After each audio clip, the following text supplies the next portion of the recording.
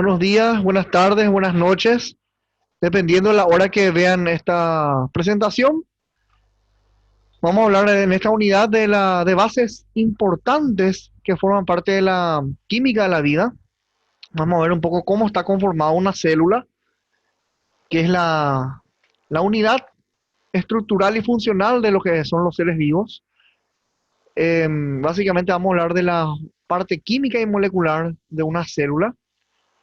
Y en esta unidad vamos a hablar un poquito de las proteínas, lípidos, em, los carbohidratos también. Por supuesto, vamos a mencionar también el agua y a los minerales. En primer lugar, tenemos que saber que nuestra célula está formada por organelas. Además de eso, tenemos el núcleo, la membrana celular, el citoplasma, donde tenemos las organelas que ya hemos mencionado, y el citosol, que es principalmente agua. Pero dentro de las organelas hay bastante material importante, conformada por macromoléculas y micromoléculas, que a su vez pueden ser moléculas orgánicas e inorgánicas. Y por supuesto, esas moléculas están conformadas por átomos que corresponden a iones, que vamos a hablar más adelante, iones muy importantes, digo bien, como el sodio, el potasio, el calcio, el fósforo, el magnesio, manganeso, yodo, fósforo, flúor también. Y por supuesto, vamos a estar hablando de eso. Pero en primer lugar tenemos que saber cómo está conformada la célula. Está conformada por materia y esas materias o esas moléculas pueden ser orgánicas e inorgánicas. A la materia inorgánica también se le llama minerales o micromoléculas, conformadas justamente por los minerales y por el agua también. Y a las materias orgánicas son bastante importantes porque formando parte de ellas están las proteínas, los hidratos de carbono y los lípidos. Ahí está, materia inorgánica formada por el agua, que es el 60% de lo que corresponde al peso corporal y del cual el 40% está dentro de la célula. Y los minerales, que son los iones, ¿verdad? Cationes y aniones, que tienen carga positiva y carga negativa respectivamente, que vamos a estar hablando en un momento de eso, ¿verdad? Y la materia orgánica, los componentes orgánicos corresponden a las macromoléculas, tales como el hidrato de carbono, los lípidos y también las proteínas. Y por supuesto que lo que vamos a mencionar un poco más adelante, que son los ácidos nucleicos como el ARN y el ADN. Las proteínas son polipéptidos, macromoléculas fundamentales. Estructuralmente se pueden dividir en lobulares, en enzimáticas, y están formados por monómeros llamados aminoácidos, ¿verdad? Las proteínas se forman por cuatro, o sea, tienen cuatro niveles de organización conformada por la secuencia lineal de aminoácidos hasta llegar al cuarto nivel, que es el nivel más alto de organización. Dentro de las proteínas tenemos a las enzimas, que son em, proteínas muy importantes que van a metabolizar o que van a participar del metabolismo celular. Los hidratos de carbono son la parte fundamental de la vida, porque casi todos los componentes de la célula están formados por hidratos de carbono, la membrana misma. Los hidratos de carbono se pueden dividir nuevamente en monosacáridos, disacáridos. Monosacáridos cuando está formado por una sola cadena de carbono o un solo átomo de carbono. Los disacáridos por dos átomos de carbono. Los oligosacáridos cuando están formados de 3 a 8 átomos de carbono, y los polisacáridos por encima de 8 átomos de carbono. Los oligosacáridos son muy importantes dentro de la membrana celular porque están unidos a las proteínas formando em, las glicoproteínas.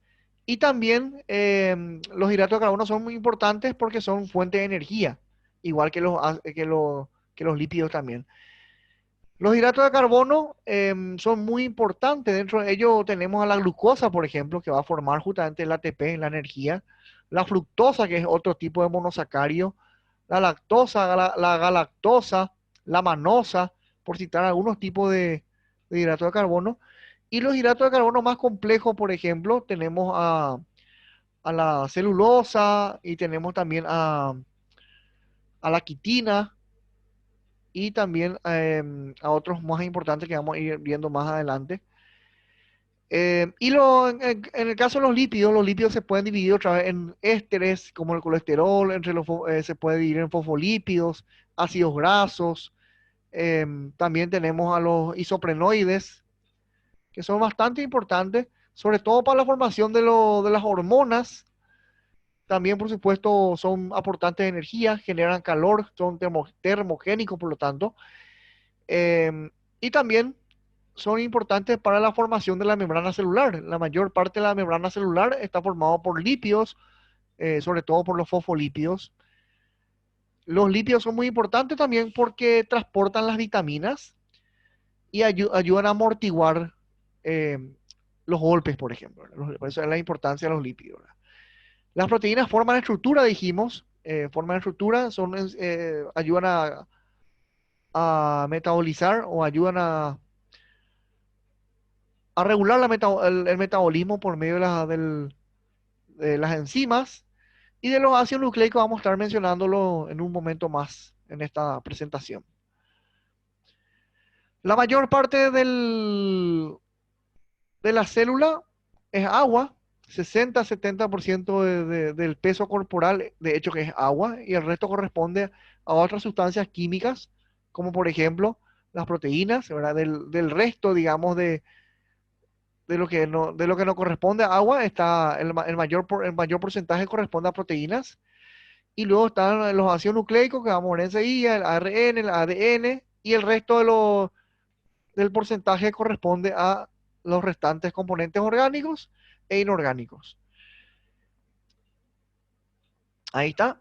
Inclusive en la célula hay más cantidad de agua nuevamente, ¿verdad? Porque la célula es el lugar donde más hay cantidad de agua comparando con el líquido extracelular, o sea, el líquido que está fuera de la célula.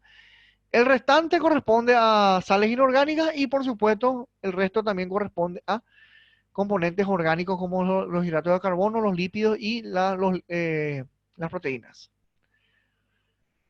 El agua es muy importante, el agua es el componente más abundante de la célula, es un componente que actúa como disolvente de los iones y por supuesto en los lugares donde más hay es en los huesos, ¿verdad? Porque en los huesos también hay sangre y el agua es el componente de la sangre, el agua es el componente líquido de la sangre de hecho.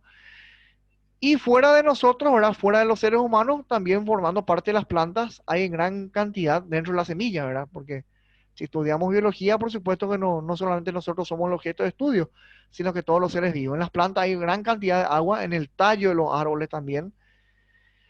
Y sobre todo quiero recalcar que dentro de los seres vivos, el embrión, y también inclusive el feto, tiene una gran cantidad de agua. De hecho que en el embrión casi todo es agua, formando parte del líquido amniótico. La bolsa amniótica es puramente agua. Por eso que algunos libros hablan, le mencionan al embrión y al feto como la bolsa de agua. Después de nacer el bebé, el recién nacido, disminuye un poco su porcentaje de agua a 80%. Eso va disminuyendo a medida que uno eh, va creciendo en la niñez, en la adultez y en la juventud. Ya esto desciende a 60%, que es el porcentaje de agua normal, a pesar que esto puede haber diferencia entre sexo y también puede haber diferencia en edad, o sea, entre personas ancianas y personas jóvenes hay diferencia de agua. Y a medida que vamos envejeciendo, el porcentaje de agua va disminuyendo, tal es así que una persona anciana de 60 años, 70 años, su porcentaje de agua es 40% nada más, después de haber tenido 60, 70%, ¿verdad? El agua es muy importante porque actúa como un transporte de iones, transporte de nutrientes, y de hecho también los disuelve. De hecho que es el solvente natural de todos los iones, de todos los minerales, y también ayuda a regular los componentes dentro de la célula porque actúa como un medio de dispersión para todos los coloides, para todos los solutos que se encuentran dentro de la célula, de manera a hacer que la célula tenga una solución isotónica, es decir, que esté equilibrada, ¿verdad? Que no haya demasiados solutos, o sea, demasiados iones, y poca agua, ¿verdad? Porque si no la célula se deshidrata. O bien que no haya lo contrario, ¿verdad? Que sea bastante solvente, bastante agua y pocos solutos, porque si no la célula se edematiza, se hincha la célula. Entonces, lo ideal es que la célula esté isotónica, que sea igual cantidad de solutos que de solvente, y es por ello que el agua es muy importante para mantener el equilibrio hidroelectrolítico, el equilibrio isotónico dentro de la célula. El agua, por supuesto, es importante para el metabolismo. No existe ninguna actividad metabólica que no presente en acción al agua. El agua es un protagonista siempre de cualquier actividad metabólica, de cualquier em, reacción metabólica, de cualquier reacción química. Sin agua no se puede realizar ningún tipo de reacción metabólica, sobre todo las reacciones en las cuales haya hidrólisis. Participa, por supuesto, en muchas reacciones donde haya enzimas, muchas reacciones enzimáticas, ayuda a eliminar los productos de desecho del cuerpo, formando parte de la orina, por ejemplo. Se une a la urea, se une a la creatinina para poder eliminarlos del cuerpo, que esos son productos de desecho. Y también ayuda como un termorregulador. El agua regula la temperatura, por eso cuando uno tiene calor o un exceso de calor, lo que hacemos es sudar, porque el agua lo que hace es regular ese exceso de calor. De hecho, que el sudor es una forma de eliminar calor. Eh, no, muchas veces uno, digamos que no le gusta sudar, pero el sudor es una forma de eliminar no solamente toxinas, sino que también eliminar el exceso de calor. Es una forma de enfriarse que tiene el cuerpo, así también como el radiador eh, actúa en el automóvil como una forma de enfriamiento. También nuestra piel, por medio del agua, es un radiador que nos permite enfriarnos cuando tenemos un exceso de calor. Lo mismo, o sea, lo contrario ocurre en el frío cuando tenemos bastante frío. La piel lo que hace es eh, no eliminar nada de agua. Evidentemente, cuando tenemos frío, evidentemente nos vamos a sudar porque hay bastante frío, entonces el agua no se elimina, se absorbe, se retiene más que eliminarse. Entonces, de esa forma el agua actúa como un regulador de la sensación térmica, es un termorregulador. Y algo muy importante que vamos a explicar enseguida es la propiedad de ionización. El agua es como un comodín. El agua se adapta al ambiente y se adapta también a las condiciones del medio en la cual está la persona, en la cual está la célula. ¿De qué forma? El agua tiene la propiedad de ceder o de captar un ion, en este caso un hidrogenión. El agua, todos lo conocemos como H2O, vamos a explicar ya justamente eso ahora. Ahí está. Todos sabemos que el agua es una molécula que tiene su fórmula química H2O. Entonces, está formado por un átomo de oxígeno central unido por enlaces iónicos, enlaces simples, covalentes, enlaces polares, a dos átomos de hidrógeno. Entonces, el agua es un componente polar. ¿Por qué es polar? Porque tiene dos polos. Un polo negativo que corresponde al ion o al anión oxígeno y dos polos positivos que corresponde a lo que son los hidrogeniones, o sea, los hidrógenos. Por eso es un componente polar, es un solvente polar. Y bueno, si sabemos que nosotros sabemos que el agua es H2O, pero el agua puede perder un hidrogenión, puede perder uno de los hidrogeniones y convertirse en OH, es lo que dice acá. Puede convertir en alcohol, en OH, o bien el agua puede ganar un hidrogenión, vamos a poner otra vez el segundo hidrogenión, y puede ganar un hidrogenión más y convertirse en H3O, en hidronio H3O. Entonces depende de la situación. Generalmente el agua, cuando está unido a proteínas, puede convertirse en una de estas dos propiedades, ¿verdad? Cuando está unido a cualquier componente orgánico, pero sobre todo a lo que se refiere a las proteínas, cuando está ligada. El agua en condición ligada, entonces en ese caso puede perder o ganar un hidrogenión y convertirse en OH o en H3O. Bueno, esto es lo que ya dijimos anteriormente, está formado por dos átomos de hidrógeno, no molécula, sino átomo de hidrógeno y un átomo de oxígeno, que ya dijimos inclusive cómo se une, ¿verdad? Por enlaces simples, covalentes, y ya explicamos también por qué es una molécula polar, porque tiene polos, un polo negativo que corresponde al oxígeno y dos polos positivos que corresponde al hidrógeno. Y las fuerzas que estabilizan esto o que hacen que esto no se pueda romper fácilmente son los puentes de hidrógeno.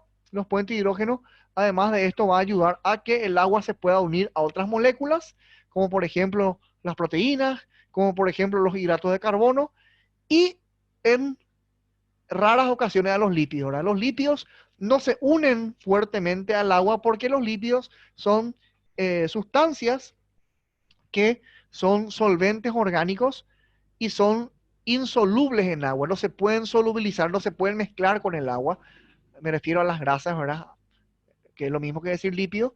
Los lípidos son insolventes en agua y solventes en solubles en solventes orgánicos e insolubles en agua, entonces rara vez se puede mezclar, digamos, se puede unir a una molécula de agua. El agua es una molécula, no es un átomo. Pero sin embargo, la molécula de agua sí se puede unir a otros componentes como los hidratos de carbono, carbohidratos, ¿verdad? O también a las proteínas, digo bien, ¿verdad? Entonces, en esos casos, lo que hace estabilizar el agua a los otros componentes son los puentes de hidrógeno. Los puentes de hidrógeno que son enlaces que vamos a hablar más adelante y que lo vamos a volver a mencionar cuando hablemos de los ácidos nucleicos, sobre todo el ADN. De esto ya hablamos, la propiedad de ionización, que es muy importante. Y vamos a hablar un poco de las partes del agua, o los tipos de agua que hay. Y después vamos a hablar de las funciones también. Hay dos tipos de agua, el agua libre y el agua ligada. Por supuesto que el agua libre, como su nombre lo indica, está disuelto, no está unido a ninguna proteína, a ningún carbohidrato. Y el agua ligada es el agua que está en mayor proporción unida a eh, hidrato de carbono, proteínas y otros solventes. La mayor parte del agua es el agua libre, el agua que no se une a ninguna proteína, a ningún carbohidrato, actúa como un disolvente. Un disolvente básicamente disuelve a los aminoácidos, disuelve a los iones y actúa como un solvente para esos solutos, ¿verdad? Para cualquier mineral, cualquier sodio, potasio, ¿verdad? Eh, los disuelve y también los dispersa. Y el porcentaje más grande, por supuesto, ya dijimos que es la fracción libre, 95%, y el porcentaje más pequeño es la fracción ligada, que es la que se une, como su nombre lo indica, se liga, se une a los componentes orgánicos como las proteínas y también las otras macromoléculas como los hidratos de carbono, ¿verdad? ¿Cómo están unidas a esto? ¿Cómo está ligado a esto? Por los puentes de hidrógeno que acabamos de mencionar recién, ¿verdad? Puente de hidrógeno o uniones de hidrógeno es lo mismo. Hay también otras fuerzas como las fuerzas de Van der Waals, que son también importantes para unir al agua a el resto de las macromoléculas. Lo que queremos mostrar acá justamente son las que dijimos recién, las fuerzas de Van der Waals y los puentes de hidrógeno que vemos acá, que unen básicamente al agua, que lo van a unir también a otras moléculas, a esta molécula agua. Esto vendría a ser el oxígeno. Esta sería la geometría tridimensional de la estructura química del agua. Esto vendría a ser el oxígeno y esto vendrían a ser los dos átomos de hidrógeno. Ya dijimos que los enlaces covalentes son los que unen al oxígeno con los dos átomos de hidrógeno. Es una molécula polar porque tiene una carga negativa en el oxígeno y dos cargas positivas electrostáticamente hablando en los hidrógenos. Y los puentes de hidrógeno ya hablamos que son las uniones junto a las de Van der Waals que unen, y también tenemos que mencionar a las interacciones hidrofóbicas que unen básicamente con los lípidos al agua. Y el puente de hidrógeno y las interacciones de Van der Waals que unen al agua, ¿a quiénes? A las proteínas y a los hidratos de carbono. Las funciones del agua son muchísimas, el agua es muy importante dentro del organismo. En primer lugar, porque ya dijimos que sin agua no hay metabolismo, aparecen en todas las reacciones metabólicas. Regula la temperatura, ahí está, amortiguador térmico. dijimos que transporta sustancias, mueve sustancias, sobre todo a través de la sangre. La sangre es agua. La parte de la sangre que es agua es el plasma, que es el componente líquido de la sangre. Ayuda también a lubricar. De hecho, que en muchas partes dentro de los órganos, por ejemplo, el líquido pleural, que es un líquido que se encuentra en la pleura, que es una capa que rodea los pulmones. El corazón también tiene una capa llamada pericardio, ahí también hay un líquido llamado pericárdico. Todos son componentes formados por agua, entonces ayuda a lubricar básicamente. El peritoneo también que tenemos en el abdomen, hay un líquido llamado peritoneal, eso también es un líquido que ayuda a lubricar a los órganos y también amortigua el roce, ¿verdad? De los órganos entre sí. También en las articulaciones también hay líquido que ayuda a que los huesos puedan lubricarse y que básicamente no haya choque entre huesos. También, formando parte de la sangre, favorece la circulación, por supuesto, de la sangre. Y en la piel también ayuda a que haya turgencia, elasticidad de la piel. No solamente de la piel, de varios tejidos también, del tejido conectivo, pero sobre todo de la piel. De hecho que la piel tiene bastante cantidad de agua, por eso es importante consumir agua para que la piel no esté deshidratada.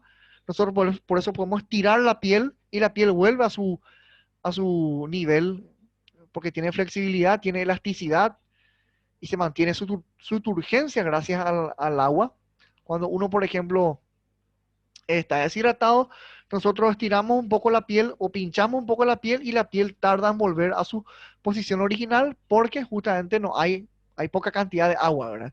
Eso se llama signo del pliegue y sí, sí, sirve justamente para ver el grado de deshidratación de una persona.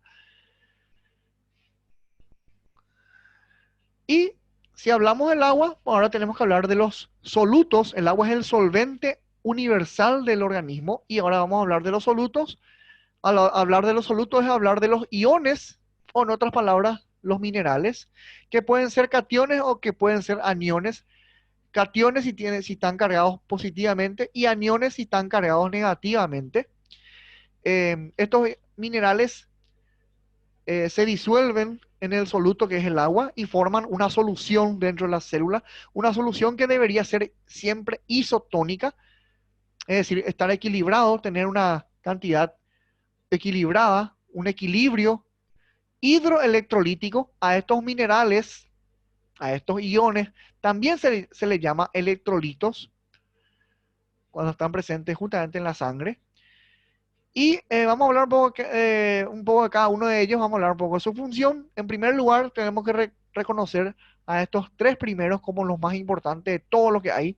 Si bien toditos son importantes, pero estos tres son fundamentales. Y entre estos tres, nuevamente los dos primeros que tenemos acá, por su función, por la función que realizan, ¿verdad? El sodio, por ejemplo, es un ion muy importante que básicamente mantiene el equilibrio de agua, el equilibrio hídrico en el organismo y sobre todo ayuda a iniciar la contracción muscular como, ¿verdad? Transmitiendo la función nerviosa. Es un ion que ayuda a realizar la conducción de los impulsos nerviosos a través de los nervios. Por lo tanto, si no hay este ion, básicamente no va a haber función neuronal, no va a haber función nerviosa y ninguna función prácticamente se va a poder hacer dentro de los músculos, dentro de los órganos o también dentro de las glándulas. Entonces es fundamental el sodio. El potasio también es importante en el impulso nervioso, en el funcionamiento nervioso, pero podemos agregarle acá algo que nos dice en la presentación, es que el potasio es el ion de la relajación. Ayuda a la relajación de los músculos. Por eso es que normalmente se dice cuando alguien tiene calambre que uno consuma banana, ¿verdad? Porque la banana tiene potasio y el potasio lo que hace es relajar ese espasmo muscular, relajar los músculos para evitar o tratar el calambre, porque de hecho que es un ion que permite la relajación muscular. El calcio es fundamental, en primer lugar, para la contracción muscular. Si no hay calcio, no hay contracción muscular. De hecho, es el ion de la contracción muscular. Eh, También ayuda también a la contracción de los filamentos musculares, justamente, a la coagulación de la sangre. De hecho, que cuando uno habla de coagulación de la sangre, y esto se desarrolla con mayor énfasis en fisiología, se va a hablar de que hay dos vías de la coagulación y que las dos vías de la coagulación después forman una sola vía y que para que se pueda realizar en forma efectiva esa coagulación es importante el calcio. El calcio es fundamental para que una herida pueda coagular rápidamente, ¿verdad? Y no podemos dejar de mencionar el papel del calcio en la calcificación, es decir, es muy importante para la dureza y el color blanquecino de los huesos y sobre todo los dientes, ¿verdad? Para la osificación es muy importante el calcio. El cloro es también, igual que el sodio, es importante para mantener el equilibrio del agua, el mantener el equilibrio hídrico y básicamente eso, ¿verdad? El fósforo, bueno, el cloro después va a formar también el ácido clorhídrico, va a formar el ácido del estómago. El fósforo es fundamental ¿para qué? Es fundamental para formar el ADN, también el ARN, es decir, es un componente estructural de los ácidos nucleicos, que ya vamos a hablar enseguida de eso. También forma parte del hueso, igual que el calcio. De hecho, que el calcio y el fósforo como fosfato, ¿verdad? Porque el fósforo está en forma de fosfato y el calcio está en forma de carbonato de calcio. Estos dos iones, calcio y fósforo, se encuentran, o sea, de hecho son los más abundantes dentro del hueso, son los minerales más abundantes que permiten la mineralización ósea. Y además de eso, el fósforo, además de estar en los huesos, además de formar el ADN y el ARN, también ayudan a formar ¿qué cosa? La membrana celular. De hecho, que es el componente estructural de la membrana celular, forma justamente la bicapa, la doble capa de membrana, que eso vamos a desarrollar en otras unidades, en otro video. Si no hubiese fósforo, no va a haber fosfolípidos, de ahí viene la palabra fosfolípidos, porque los lípidos están formados por fósforo, y los lípidos son el componente fundamental y estructural de la membrana celular. El azufre, básicamente, ¿dónde lo encontramos? Lo encontramos formando parte de las proteínas, de hecho que actúa como covalente de los aminoácidos, y los aminoácidos dijimos que son la estructura monomérica que va a formar después los polímeros llamados proteínas. El magnesio también encontramos en las proteínas. ¿Por qué? Porque dice nuestra presentación que está en casi todas las enzimas. ¿Y las enzimas qué son? Las enzimas son proteínas. Entonces, podemos decir también que se encuentran en gran parte de las proteínas, sobre todo en qué proteínas, las proteínas enzimáticas. Actúa como un cofactor, es decir, ayuda a que las enzimas puedan realizar su función metabólica. Las enzimas actúan en el metabolismo. El hierro es fundamental para el transporte de oxígeno, porque el hierro se encuentra dentro de la hemoglobina. ¿La hemoglobina qué es? Es una proteína que se encuentra dentro de la sangre, dentro de los glóbulos rojos. Los glóbulos rojos son una de las células de la sangre. La sangre tiene tres tipos de células: glóbulos rojos, glóbulos blancos y plaquetas. Y una de las células son los glóbulos rojos, donde se encuentra la hemoglobina. La hemoglobina es una proteína que está dentro de los glóbulos rojos. Y la hemoglobina, ¿qué es lo que hace? Se une al oxígeno para poder transportarlo por la sangre. Para que haya hemoglobina, necesitamos hierro. Si no hay hierro, no se va a poder formar la hemoglobina. Y una persona va a estar anémica. De hecho, por eso es muy importante para prevenir la anemia, el hierro.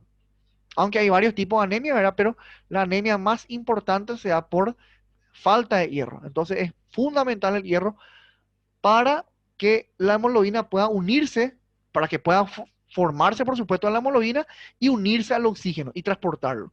Pero no solamente es importante en la hemoglobina el hierro, no solamente es componente de la hemoglobina, sino que también es componente de una proteína que se encuentra en los músculos, la mioglobina. De hecho que mio significa músculo, y hay una proteína presente dentro de los músculos llamado mioglobina que justamente le da el color rojizo a los músculos, ¿verdad?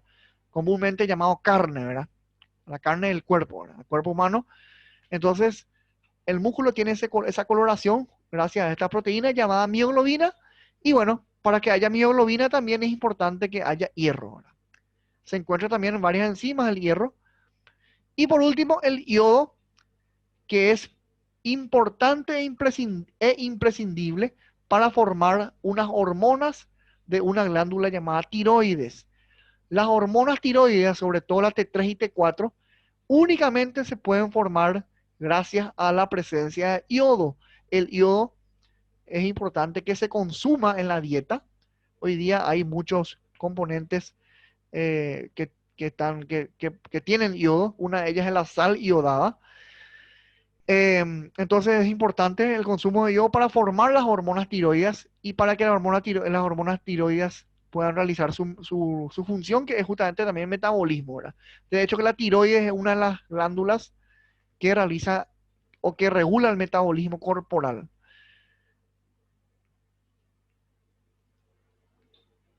Y ahora vamos a hablar un poco de las otras moléculas. De hecho, ya hablamos de un poco a grandes rasgos de lo que son las proteínas, los hidratos de carbono, los lípidos. Nos faltarían hablar de los ácidos nucleicos, que justamente vamos a hablar ahora.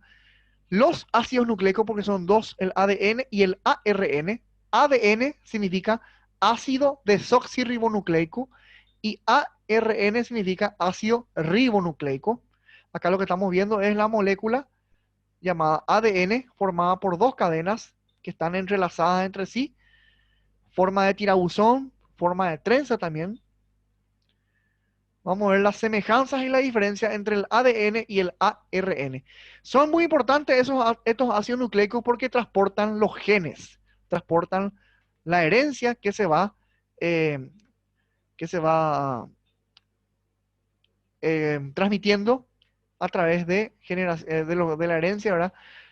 Y de generación en generación. Y además también son importantes porque de acá es donde se forman las proteínas. Vamos a ver de qué forma. Ya hablamos de esto, son dos, ADN, ácido desoxirribonucleico y ácido ribonucleico. El ADN básicamente va a formar después lo que es el ARN y vamos a verlo justamente ahora cómo es eso. El ADN se va a transcribir. Es como si fuera que yo agarro el ADN y lo pongo en una fotocopiadora y de mi fotocopia me sale el ARN. Es fundamental porque mantiene los genes, ¿verdad? Y de este ADN se va a transcribir, se va a fotocopiar. ¿En qué? Ahí está. Se va a transcribir, se va a copiar formando el ARN, ¿verdad? El ácido ribonucleico. Supongamos que yo agarré una hoja que contiene el ADN y lo llevo a una fotocopiadora. Fotocopio esa hoja y la fotocopia es mi ARN. Esta es la fotocopia de este. Solamente que mi fotocopia, en vez de salir como es el ADN, me sale la mitad nomás. Es decir, ¿cómo sería eso? Mi original es esto, el ADN. Y por A o B motivo, mi fotocopia no anda bien, ¿verdad? Mi fotocopia ahora no anda bien y mi fotocopia me sale así. Es simplemente una forma para explicar nada más, ¿verdad? El ADN es una doble hebra. Son dos cadenas que se unen, pero de mi fotocopia solamente una cadena yo obtengo. Y es el ARN. Y el ARN después se va a traducir. Es como si fuera que mi fotocopia, yo lo miro y está en otro idioma, no lo entiendo. Entonces le pido a alguien que me traduzca. Y el resultado de la traducción de eso es, o son, mejor dicho, las proteínas. Entonces, ¿qué quiero decir con esto? Que el ADN se transcribe en ARN y el ARN se traduce en proteínas. Es decir, las proteínas se forman a partir de la traducción del ARN a partir de la transcripción del ADN. Una vez que el ADN se transcribe en ARN, ahí recién el ARN se traduce en proteínas. Se forman las proteínas, se sintetizan las proteínas. Síntesis en salud no es resumir, es formar.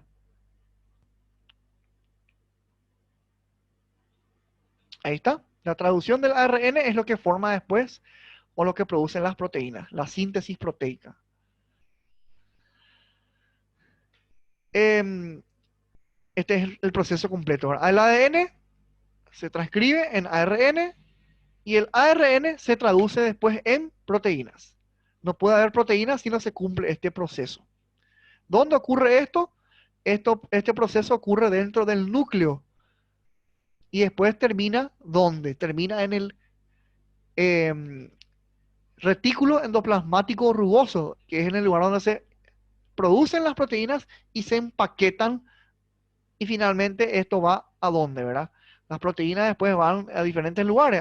Hay proteínas que se liberan fuera de la célula, hay proteínas que se quedan dentro de la célula, hay proteínas que forman parte de la membrana y hay proteínas que sencillamente se utilizan para hacer otros procesos intracelulares. Las proteínas pueden tener diferentes destinos y el lugar donde se va a determinar el destino de las proteínas es el complejo de Golgi o también llamado aparato de Golgi.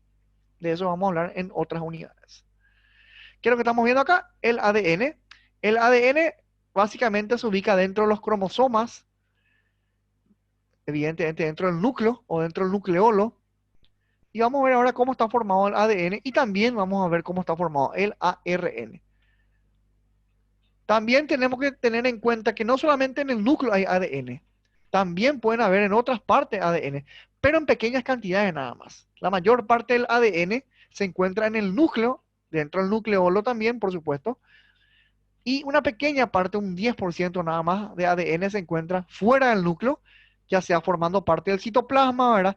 Ya sea formando parte de los cloroplastos en las células vegetales, únicamente las vegetales forman parte de los cloroplastos, y también pueden haber también, puede haber también ADN dentro de las mitocondrias. De hecho, que hay un tipo de ADN especial llamado ADN mitocondrial, que es muy importante para que las mitocondrias puedan producir energía, para que puedan producir ATP. Acá lo que vemos es sencillamente el proceso en el cual el ADN va a formar ARN y el ARN después va a codificar las proteínas para que se puedan, o sea, va a ayudar a formar las proteínas para que van a salir del núcleo y van a ir al RER, al retículo endoplasmático rugoso. Después vamos a hablar del ARN. Hay tres tipos de ARN. Acá ya tenemos justamente los tres tipos de transferencia, el mensajero y el ribosómico.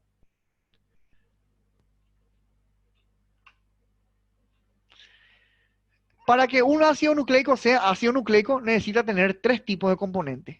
Uno de ellos es el azúcar. ¿El azúcar qué es? No es el azúcar de mesa, obviamente, ¿verdad? Le llamamos azúcar a los hidratos de carbono. Es decir, los hidratos de carbono sí o sí son llamados azúcares también. ¿Y qué tipo de hidrato de carbono? Un hidrato de carbono que tenga 5 carbonos, que tenga una fórmula química en la cual geométricamente esté formado por 5 carbonos, tiene forma de pentágono, y a eso se le llama pentosa.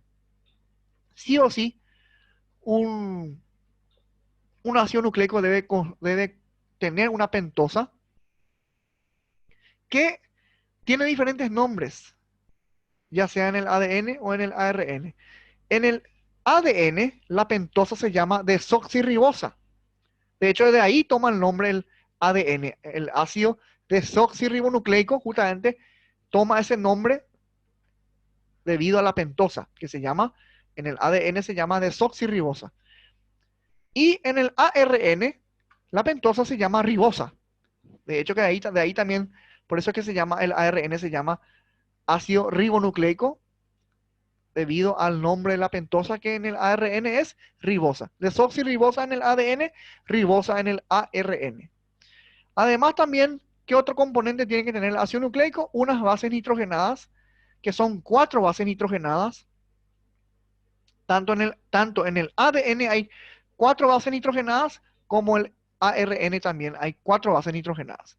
De esas 4 bases nitrogenadas, hay 2 que se llaman púricas o purinas. Son sinónimos. 2 bases púricas, también llamadas purinas. Y hay 2 bases pirimídicas o también llamadas pirimidinas. También son sinónimos. Pirimídicas o pirimidinas. 2 púricas, 2 pirimídicas. pero no son las mismas, ¿verdad? Vamos a ver enseguida por qué no son las mismas, dónde hay la diferencia. Y además de la pentosa, de la base nitrogenada, nos falta ¿qué cosa? El fosfato. Fundamentalmente eso es el que nos falta. Fosfato o ácido fosfórico, ¿verdad? Exactamente igual, lo mismo, ¿verdad? Entonces, estos son los tres componentes de un ácido nucleico. Llámese ADN, llámese ARN. Vamos a ver qué diferencia hay entre ellas. El fosfato, digamos, es una semejanza, es decir, los dos hay. Ya sea ADN o ARN, los dos cuentan con el fosfato o ácido fosfórico. La diferencia está justamente acá. Ya dijimos, ¿verdad? Desoxirribosa o ribosa, ya sea ADN o ARN. Y acá también hay una diferencia que ya lo vamos a mencionar ahora mismo. Este es un cuadro donde justamente nos muestra cómo está configurado el ADN y el ARN. Fíjense que en ambos existen 4 bases nitrogenadas, 2 púricas y 2 pirimídicas. Lo mismo ocurre en el ARN, 4 bases nitrogenadas, 2 púricas y 2 pirimídicas, o pirimidinas, que es lo mismo, ¿verdad? ¿Qué podemos fijarnos? Que las 2 púricas son iguales tanto en el ADN como en el ARN. O sea que esa es una semejanza. Sea ADN, sea ARN, las bases púricas son iguales. Las bases púricas, a saber, son adenina y guanina. AG, adenina, guanina. Eso ocurre en el ADN, eso ocurre en el ARN. Ahí no hay ninguna variación. En las bases pirimídicas, ahí sí hay una pequeña variación. ¿Por qué? Porque una de las bases pirimídicas existe en el ADN y existe en el ARN. Una de las bases pirimídicas se repite, tanto en el ADN como en el ARN. Pirimídicas o pirimidinas. La otra es la que se diferencia, porque la otra base pirimídica es diferente en el ADN como en el ARN. En el ADN, la otra base pirimídica es la timina. Sin embargo, en el ARN, la base pirimídica que reemplaza la timina se llama uracilo. O sea que la timina solamente va a haber en el ADN, no va a poder, jamás puede haber timina en el ARN. O dicho sea de otra forma, el uracilo, cuando hablamos de uracilo, categóricamente estamos en presencia de ARN. El uracilo solamente puede haber en ARN, no puede haber jamás en ADN. Entonces, concluyendo, de las 4 bases nitrogenadas hay semejanza en 3, tanto en las 2 púricas como en una de las pirimídicas. Es decir, coinciden ADN y ARN, coinciden en 3 de las 4. Coinciden en adenina y guanina, que son las púricas, y en citosina, que es pirimídica. En estas 3 coinciden ambas. La única diferencia entre las bases nitrogenadas son en una de las pirimídicas, que el ADN tiene timina en vez de uracilo y el ARN tiene uracilo en lugar de timina. Esa es una de las 3 diferencias. Porque tienen que saber que hay 3 diferencias entre el ADN y el ARN. Una diferencia dijimos ya en la pentosa, desoxirribosa, ADN, ribosa, ARN. En la pentosa entonces está una de las, acá tiene que decir pentosa, como acá también. Entonces, en la pentosa es una de las diferencias. La otra diferencia está justamente en lo que mencionamos recién. La timina es una base nitrogenada que solamente está presente en el ADN y el uracilo es una base nitrogenada que solamente está presente en el ARN. ¿Cuál sería la tercera diferencia? El fosfato no es diferencia. Dijimos que el fosfato, tanto en ADN como en ARN, está presente. ¿Cuál es la tercera diferencia? Lo que habíamos mencionado anteriormente, la forma que tiene el ADN y el ARN. El ADN es una doble hebra, porque esta es una hebra y esta es la segunda hebra. Es una doble hebra. Es bicatenaria, bicadena, ¿verdad? 2 cadenas, bicatenaria. Sin embargo, el ARN es una sola cadena, una sola hebra. Si es una sola hebra, si es una sola cadena, entonces es monocatenaria.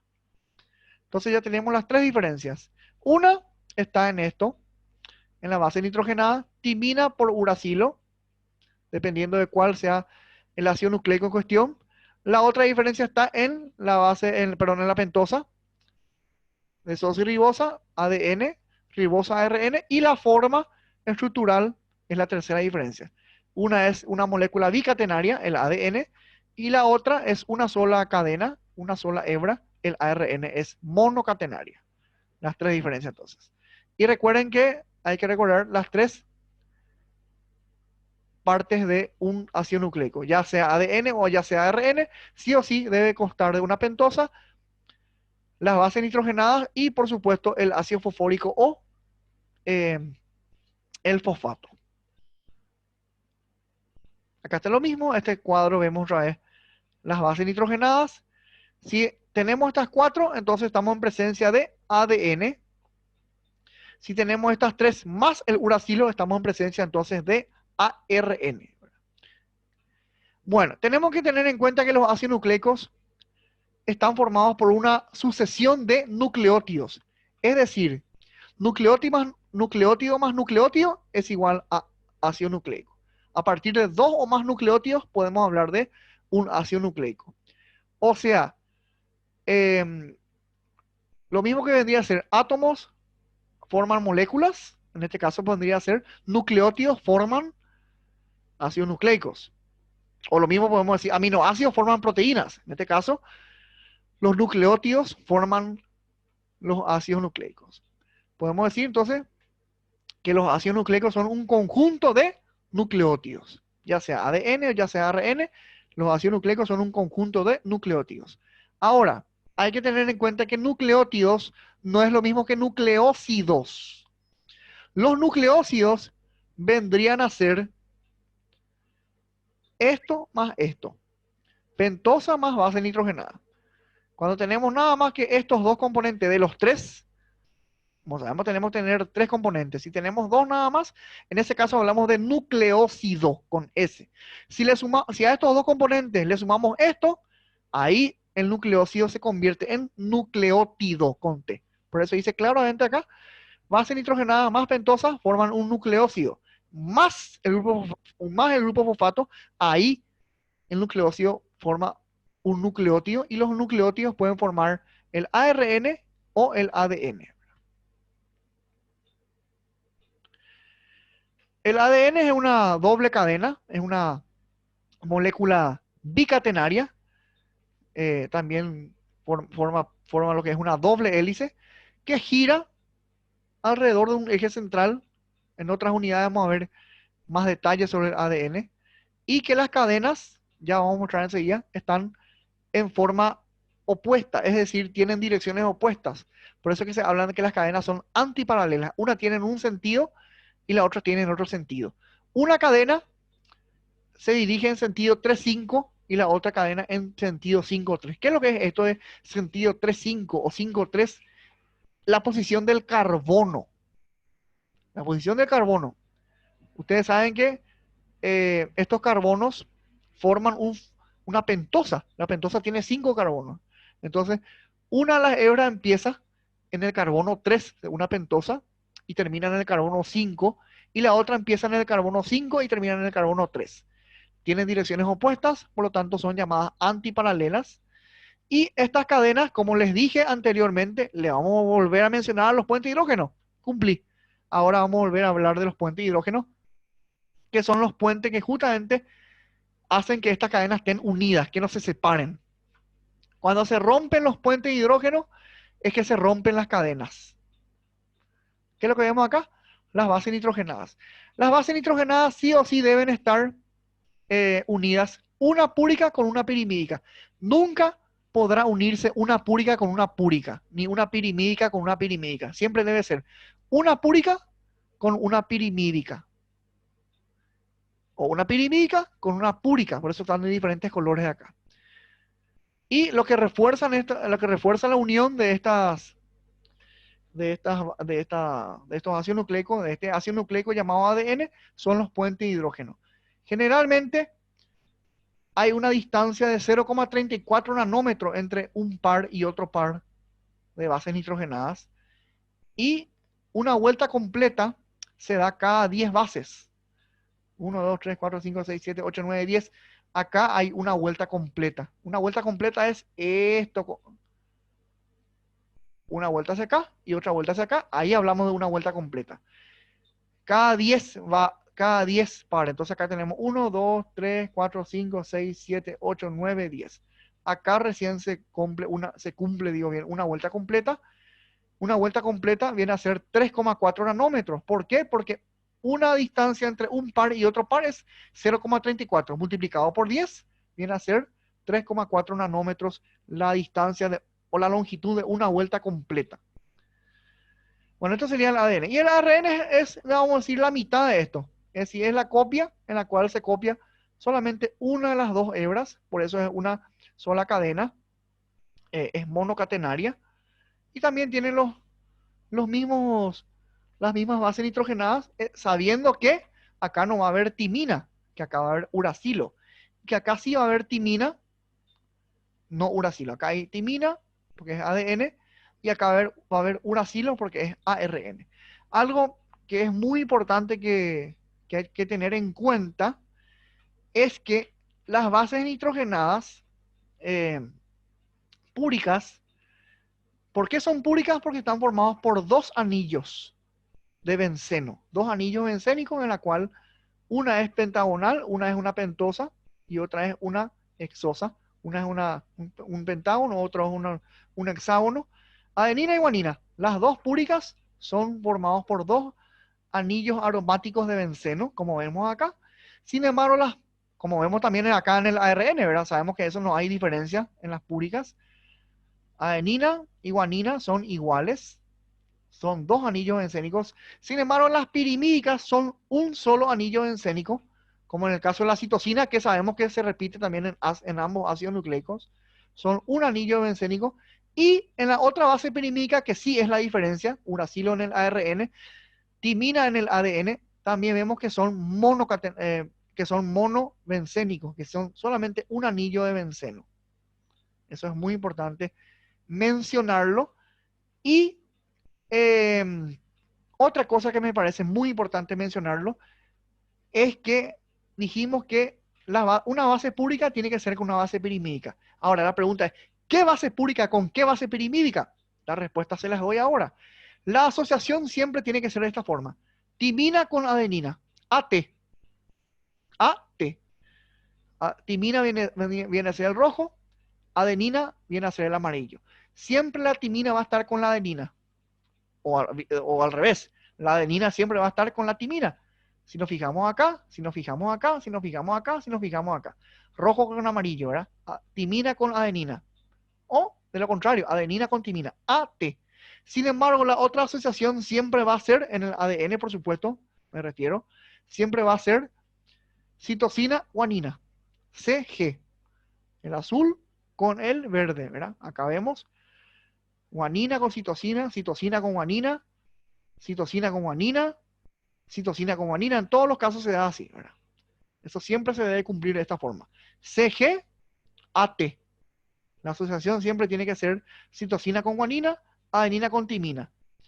Esa es la regla que hay que cumplir, ¿verdad? No sirve tampoco que, qué sé yo, una guanina, que es una base púrica, se combine con una timina, ¿verdad? No, porque cada uno tiene su pareja ya. Una púrica, que es esta, ¿verdad? Guanina, con una pirimídica, que es citosina. Y del otro lado, una púrica, que es la adenina, con su correspondiente pareja pirimídica, que es la timina. Esa es, cada una tiene su pareja. Púrica con pirimídica, púrica con pirimídica. Eso se da, por supuesto, en el ADN. En el ARN no ocurre eso porque hay una sola cadena. Y en el caso del ARN, el ácido ribonucleico, que es la copia, la transcripción del ADN, de una de las cadenas de ADN, es la que después se va a traducir. ¿En qué? Se va a traducir en proteínas. Esta es la que va a formar las proteínas. Y hay que mencionar que el ARN es la que va a salir del núcleo y va a llegar al retículo endoplasmático rugoso. Va a salir de la oficina, vamos a decir. El núcleo es la oficina de la célula y la empresa o la fábrica la fábrica de proteína es el retículo endoplasmático rugoso. Es ahí donde se va a producir las proteínas. Hay que mencionar que hay tres tipos de ARN, el mensajero, el de transferencia y el ribosómico. Bueno, y esto ya hablamos, ¿verdad? La presencia de ribosa en lugar de desoxirribosa. Y la otra diferencia es el uracilo en vez de timina.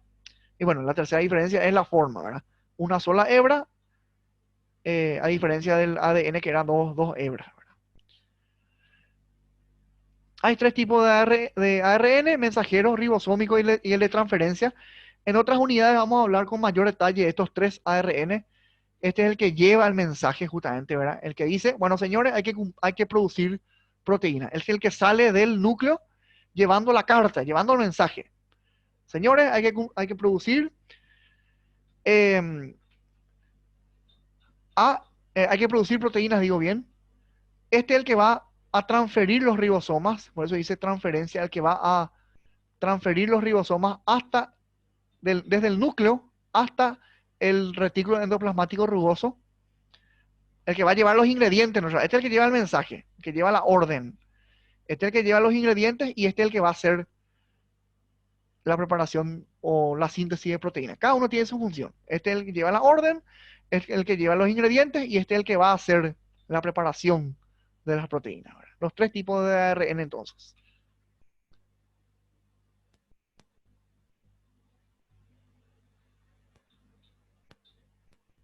Y los tres ayudan de alguna forma eh, en la síntesis proteica, en la formación de proteínas. El que lleva el mensaje dijimos que es el mensajero, el de transferencia es el que transfiere justamente, ¿verdad? Y el ribosómico es el que hace básicamente traduciendo, digamos, para la producción de proteínas. Bueno, y eso es todo lo que yo quería hablarles sobre las bases químicas de la célula. Esperemos que les haya servido, que les haya sido útil esta unidad y que, por supuesto, hayan entendido esta unidad. Siempre les pido a los que ven mi video que si pueden ser tan amables de darle un me gusta al video. De esa forma me dan satisfacción para volver a hacer más videos. Y también siempre les pido que se puedan suscribir. Les agradezco a los que ya lo hicieron, que se puedan suscribir a mi canal de YouTube para tener mayores novedades sobre mis videos. Muchas gracias por la atención.